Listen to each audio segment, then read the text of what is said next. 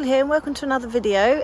Today's video is going to be quite an autumnal sort of Halloweeny feel to it because we're out in a castle in England, and as you can see behind me, the trees are dropping their leaves, and look at the colours.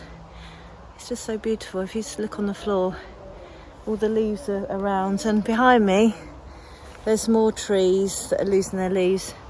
It's just so beautiful. I love this time of year because of all the colours and the oranges and the yellows, and as the wind comes through the trees, you can see that more leaves come down, so it's really magical this time of year.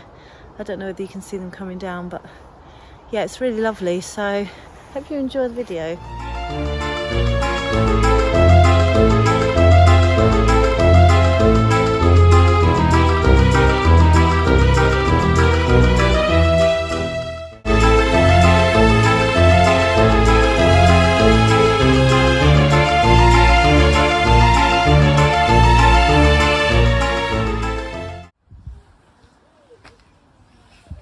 Probably meant to do.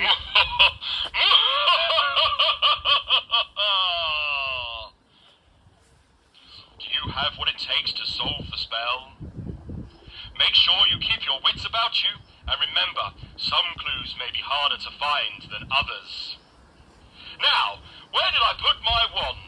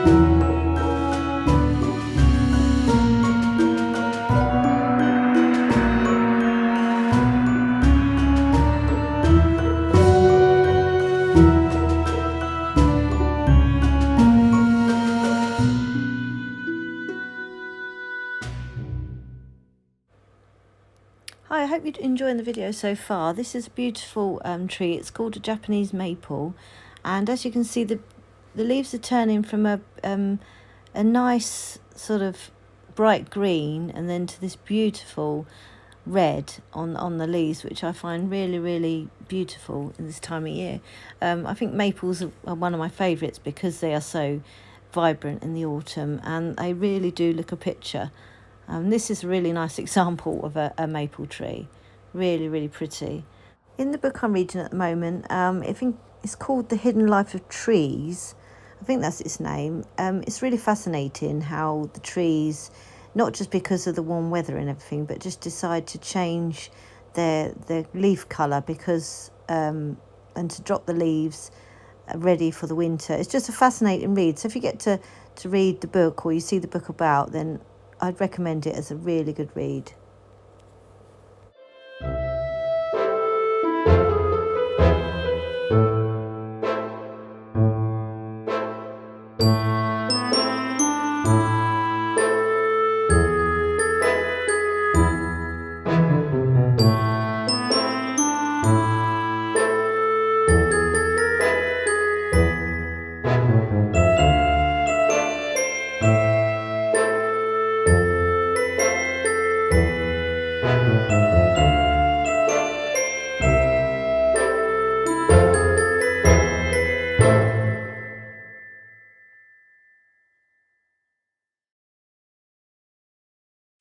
So every castle, of course, has a moat. So I'll be showing you that in a minute.